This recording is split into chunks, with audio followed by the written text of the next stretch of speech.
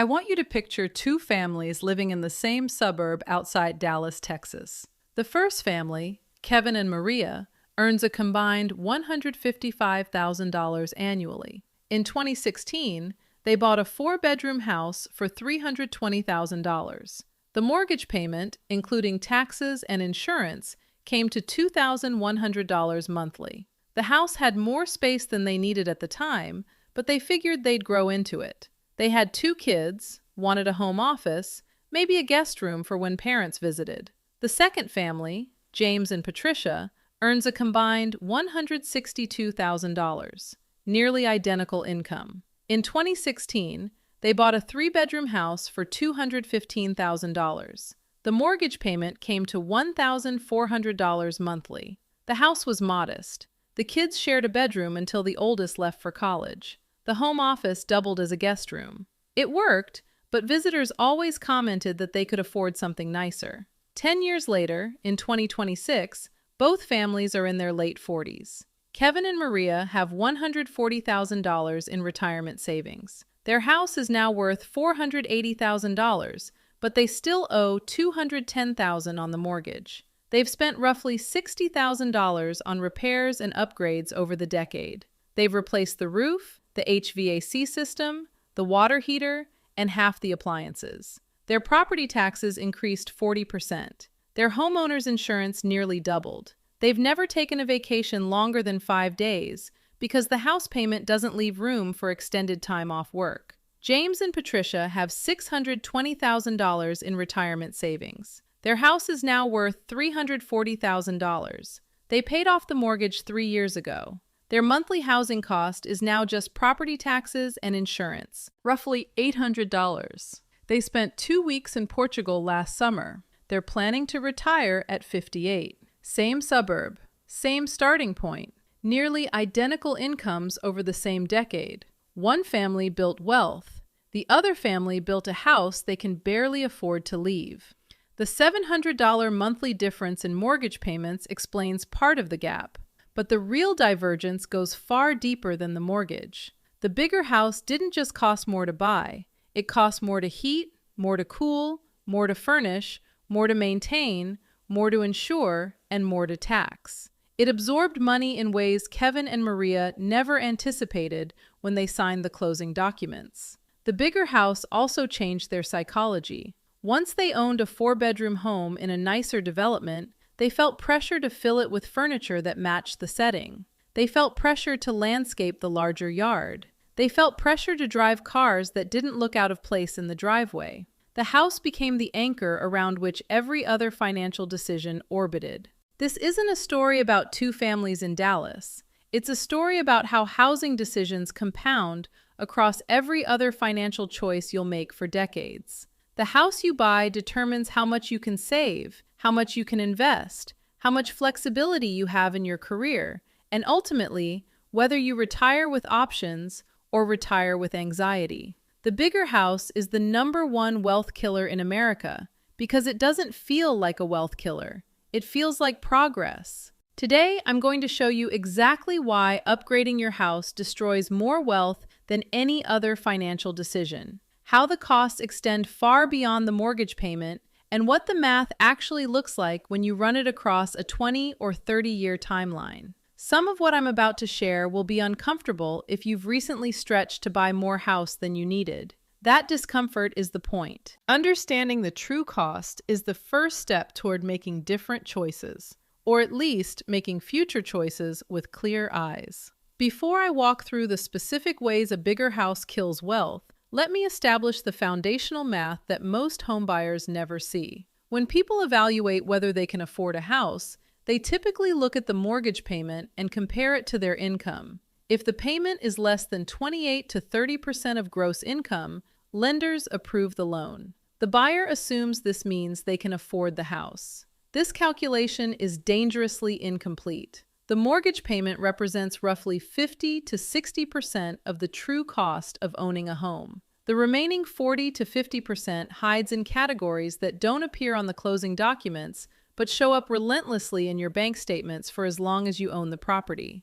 Let me break down where the money actually goes. Property taxes vary dramatically by location, but the national average runs roughly 1.1% of assessed value annually. On a $500,000 home, that's $5,500 per year, or $458 monthly. On a $300,000 home, it's $3,300 annually, or $275 monthly. The difference is $183 monthly, or $2,200 annually, on taxes alone. Homeowners insurance averages roughly $2,300 annually for a median-priced home in 2026, but scales with home value and replacement cost.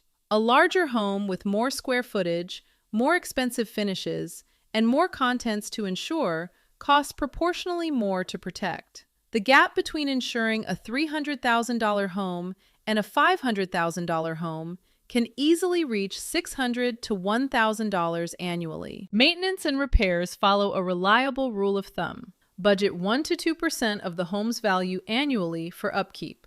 On a $500,000 home, that's $5,000 to $10,000 per year. On a $300,000 home, it's $3,000 to $6,000 per year. Larger homes have more roof to replace, more HVAC capacity to maintain, more plumbing to repair, more square footage to paint. The $200,000 price difference translates to $2,000 to $4,000 in additional annual maintenance costs. Utilities scale with square footage in ways that compound. A 2,500 square foot home costs roughly 40 to 60% more to heat and cool than a 1,500 square foot home.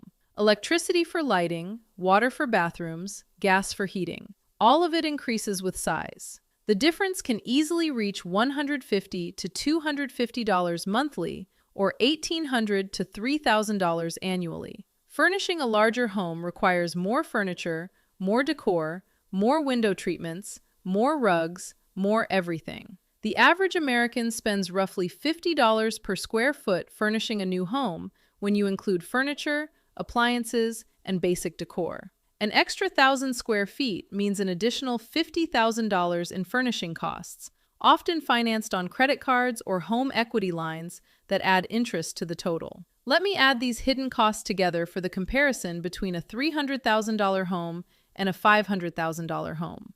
Additional property taxes, $2,200 annually. Additional insurance, $800 annually. Additional maintenance, $3,000 annually. Additional utilities, $2,400 annually. Total additional annual cost beyond the mortgage, $8,400. That's $700 per month in costs that don't appear in the mortgage payment calculation. Combined with the higher mortgage payment itself, the true monthly cost difference between these two homes exceeds $1,400. $1,400 per month is $16,800 per year. Invested at 8% average returns for 25 years, that $16,800 annually becomes approximately $1.3 million. The bigger house doesn't cost $200,000 more. It costs over $1 million more when you account for the ongoing expenses and the opportunity cost of money that never gets invested. This is the math that mortgage calculators don't show you. This is the math that real estate agents don't explain. This is the math that transforms a house from an investment into a wealth destruction machine. Let me show you the specific mechanisms through which a bigger house kills wealth. The first mechanism is the down payment trap. To buy a $500,000 home with 20% down, you need $100,000 in cash at closing. To buy a $300,000 home with 20% down, you need $60,000. That $40,000 difference in down payment represents $40,000 that will never compound in your investment accounts. $40,000 invested at 8% returns for 25 years becomes approximately $274,000. For 30 years, it becomes approximately $402,000. The bigger house didn't just require a larger down payment, it required sacrificing a future $400,000 to make that down payment. Most people don't experience this as a sacrifice because they never see the money grow. The investment returns are theoretical. The house is tangible. The psychological weight falls entirely on what you can touch and see. But the money is gone, regardless of whether you feel its absence. The compound growth that would have occurred didn't occur. The wealth that would have accumulated didn't accumulate. The retirement that would have been funded wasn't funded. The second mechanism is the monthly cash flow squeeze. Kevin and Maria's $1,400 higher monthly housing cost didn't just disappear into the house. It displaced money that would have gone somewhere else. Where does that $1,400 come from? It comes from retirement contributions. It comes from emergency fund building. It comes from college savings. It comes from investment accounts. It comes from financial margin that provides flexibility and security. A family that could have saved 20% of their income now saves 8% because the house absorbed the difference. A family that could have maxed out their 401k contributions now contributes just enough to get the employer match. A family that could have built a 6-month emergency fund remains perpetually at 2 months. The squeeze is invisible because it's defined by absence. You don't see the retirement contributions that didn't happen. You don't miss the investment growth that never occurred. You just feel vaguely tight every month without understanding why. Kevin and Maria earned $155,000 annually for a decade. If they had bought the smaller house and invested the $1,400 monthly difference into index funds at 8% average returns, they would have accumulated approximately $258,000 in that investment account alone over 10 years. They don't have that $258,000. The house absorbed it. The third mechanism is lifestyle inflation anchoring. A house isn't just a structure, it's a social context. It creates expectations about how you'll live inside it and what you'll own to fill it. Let me tell you about what happened to Kevin and Maria in the months after they moved in. Their old furniture looked wrong in the larger rooms. The scale was off. The couch that filled their previous living room looked lost in the new space. They bought a larger sectional for $3,800. The dining room needed a table that fit the room, $2,200. The primary bedroom had space for a sitting area. They added 2 chairs and a side table, $1,400. The kids each had their own room now. Each room needed a full bedroom set rather than the shared furniture they'd had before. $6,200 total. The backyard was twice the size of their old yard. It needed landscaping, a patio, outdoor furniture. $9,500 over the first 2 years. None of these purchases felt extravagant individually. Each one felt like the minimum required to make the house feel like home. But the cumulative total exceeded $25,000 in furnishing and improvements within the first 3 years. James and Patricia didn't have these expenses. Their smaller house fit their existing furniture. Their smaller yard required minimal landscaping. They spent roughly $4,000 making their house feel like home. The $21,000 difference in setup costs, invested at 8% for 20 years, becomes approximately $98,000. But the anchoring effect extends beyond initial setup. The bigger house establishes a lifestyle baseline that influences every subsequent decision. When Kevin's car died, they replaced it with something that wouldn't look out of place in the driveway of their neighborhood, $48,000. James replaced his car with a reliable used vehicle for $19,000. When Maria's parents visited, they stayed in the guest room. When Patricia's parents visited, they stayed at a nearby hotel because there was no guest room. Kevin and Maria felt obligated to host holidays, which meant spending more on food, decorations, and entertaining. James and Patricia attended holidays at relatives' homes and split costs. The house created a context. The context created expectations. The expectations created spending. The spending prevented wealth accumulation. The fourth mechanism is the maintenance time bomb. Every component of a house has a lifespan. Roofs last 20 to 30 years. HVAC systems last 15 to 20 years. Water heaters last 10 to 15 years. Appliances last 10 to 15 years. Exterior paint lasts 7 to 10 years. A bigger house has more of everything. More roof area, more HVAC capacity, more bathrooms with more water heaters, more appliances, more exterior surface to paint. Kevin and Maria replaced their roof in year 7. Cost, $18,500. Their roof was 2,400 square feet.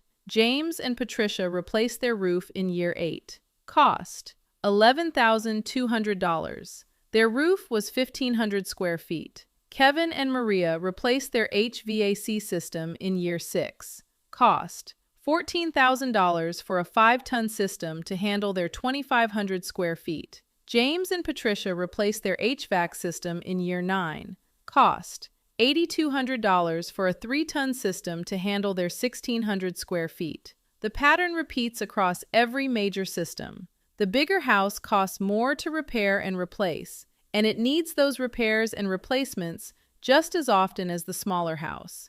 Over a 30-year ownership period, the maintenance differential between a $500,000 home and a $300,000 home easily exceeds $75,000. That's $75,000 that could have compounded into generational wealth. The fifth mechanism is property tax acceleration. Property taxes don't stay constant. They increase as property values increase, and they increase as local governments raise tax rates to fund services. In most American metros, property taxes have increased 3 to 5% annually over the past decade. On a $500 home paying $5,500 initially, a 4% annual increase results in a tax bill of $12,179 after 20 years. On a $300,000 home paying $3,300 initially, the same 4% annual increase results in a tax bill of $7,307 after 20 years. The annual difference grows from $2,200 initially to $4,872 after 20 years. The cumulative difference over 20 years exceeds $70,000. Property taxes are the cost that never stops growing. The bigger house you buy, the larger the tax base you're committed to for as long as you own the property. The sixth mechanism is opportunity cost compounding. Every mechanism I've described so far has a direct cost, but the true wealth destruction happens in the investment returns that never materialize. Let me walk you through the complete opportunity cost calculation for Kevin and Maria versus James and Patricia over their 10-year ownership period. Higher mortgage payment: $700 monthly, $8,400 annually. Higher property taxes: $2,200 annually on average. Higher insurance: $800 annually on average. Higher utilities: $2,400 annually. Higher maintenance: $3,000 annually. Higher down payment: $40,000 upfront. Total annual cost differential: $16,800 plus the $40,000 down payment. If James and Patricia invested that $40,000 down payment difference at 8% returns, it grew to $86,366 over 10 years. If they invested the $16,800 annual difference at 8% returns, it accumulated to $263,200 over 10 years. Combined total, $349,566. Kevin and Maria's choice to buy the bigger house cost them nearly $350,000 in wealth accumulation over just 10 years. Extend that calculation to 30 years, and the gap exceeds $1.5 million. The bigger house didn't appreciate enough to close this gap. Kevin and Maria's house gained $160,000 in value over 10 years. James and Patricia's house gained $125,000 in value. The $40,000 difference in appreciation doesn't come close to offsetting the $350,000 difference in wealth accumulation. The house was never an investment. It was a consumption choice masquerading as an investment. Let me tell you about Sarah, who learned this math too late. Sarah bought a 4-bedroom colonial in suburban Boston in 2012 for $580,000. She earned $170,000 annually as a software engineering manager. The mortgage payment seemed manageable. She'd earned the house. She'd worked hard for 15 years to afford something nice. By 2022, Sarah was 53 years old with $210,000 in retirement savings. Her house was worth $940,000, but she still owed $320,000 on the mortgage. Her property taxes had increased to $14,000 annually. Her maintenance costs averaged $12,000 annually. Her utilities ran $450 monthly. Sarah did the math she should have done in 2012. If she'd bought a $350,000 condo instead and invested the difference in housing costs, she would have accumulated approximately $800,000 in her investment accounts. She didn't have $800,000. She had $210,000. The gap between those numbers was her retirement. Sarah is now planning to work until 67 rather than 60. She'll sell the house eventually, but after paying off the remaining mortgage and real estate commissions, she'll net roughly $550,000. Combined with her retirement savings and continued contributions, she might have enough to retire modestly. If she'd bought the smaller home, she could retire next year with over $1 million in invested assets, plus the proceeds from selling the condo. She'd have options. Instead, she has a beautiful house she can't afford to leave and another decade of work ahead of her. The psychology of housing decisions makes this trap particularly insidious. Americans have been conditioned to believe that buying the biggest house you can afford is responsible financial behavior. Real estate agents encourage stretching to buy in better neighborhoods. Parents advise buying more space than you need because you'll grow into it. Financial media celebrates home equity as the foundation of middle-class wealth. This conditioning ignores three critical realities. First, home equity is illiquid wealth. You can't spend home equity without selling the house, taking on debt, or moving. It sits there, theoretically valuable but practically inaccessible. Investment accounts, by contrast, can be accessed incrementally as needed. Second, home appreciation is not guaranteed and historically lags stock market returns. Between 1990 and 2020, U.S. home prices increased approximately 4.1% annually on average. The S&P 500 returned approximately 10.7% annually over the same period. A dollar invested in stocks grew to roughly $8. A dollar invested in housing grew to roughly $3.50. Third, you have to live somewhere. The appreciation in your primary residence is only accessible when you sell. And when you sell, you have to buy or rent something else. Unless you're dramatically downsizing, the appreciation in your home has been matched by appreciation in alternative homes. You're not actually wealthier, you're just living in an asset that costs more to replace. The house as investment narrative benefits real estate agents who earn commissions on larger transactions, mortgage lenders who earn interest on larger loans, and local governments who collect more property tax revenue. It does not benefit the homebuyer who sacrifices investment returns for square footage. Let me give you specific guidance based on where you currently stand. If you're currently renting and considering buying, establish your housing budget at 60 to 70% of what the bank says you can afford. The bank calculates the maximum payment you can technically survive. You need to calculate the payment that leaves room for wealth building. If you qualify for a $500,000 mortgage, look at homes priced at $300,000 to $350,000.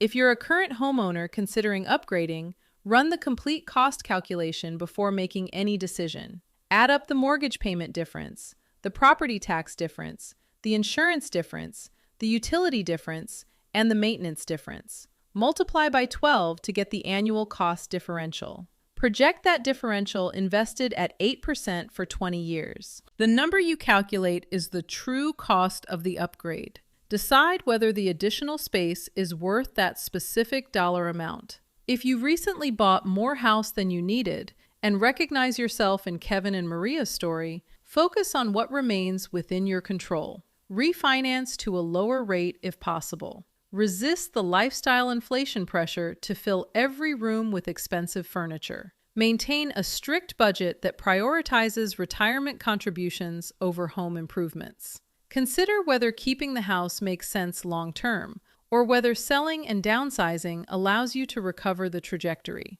If you're approaching retirement with substantial home equity but limited investment assets, understand that your housing decision may need to change. Downsizing from a $500,000 home to a $250,000 home releases $250,000 in equity that can be invested to generate retirement income. The emotional attachment to the house needs to be weighed against the practical reality of funding 30 years of retirement expenses. If you're in your 20s or 30s with decades of earning ahead of you, internalize this math now before the housing decision arrives. The house you choose in your late 30s or early 40s will determine your retirement trajectory more than almost any other single financial choice.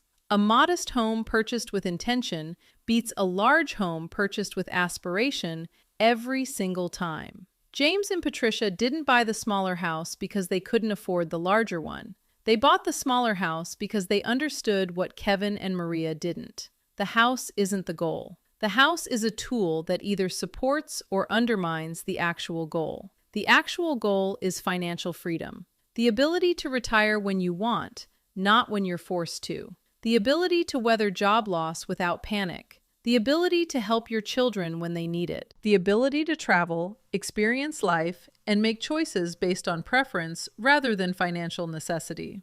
A bigger house undermines every one of these goals. It absorbs the cash flow that would fund retirement accounts. It locks up capital in an illiquid asset that can't be accessed without disruption. It creates lifestyle expectations that inflate spending across every other category. It anchors you to a specific location, limiting career flexibility. It becomes a weight that must be dragged through every future financial decision. The couple in the modest home has options. The couple in the stretched home has obligations. Kevin and Maria will spend their 50s trying to catch up on retirement savings while maintaining a house that costs more every year to own. They'll debate whether to sell or stay, unable to access the equity they've built without disrupting their entire lives. They'll work longer than they planned because the retirement math doesn't work without more years of contributions. James and Patricia will spend their 50s watching their retirement accounts grow while their housing costs stay fixed. They'll have conversations about whether to retire at 58 or 60, not whether they can afford to retire at all. They'll have flexibility Kevin and Maria will never experience. The house Kevin and Maria live in is beautiful. 4 bedrooms, big yard, nice neighborhood. Everyone who visits comments on how nice it is. The financial security James and Patricia have built is invisible. Nobody sees their investment account balance. Nobody comments on their index fund allocation. The peace of mind doesn't show up in photographs. One family optimized for appearance. The other family optimized for outcomes. The house you buy is a statement about what you value. Most people value what others can see. The people who build wealth value what others can't see. Understanding that distinction is where financial transformation begins. Not in tactics or strategies or specific investment vehicles.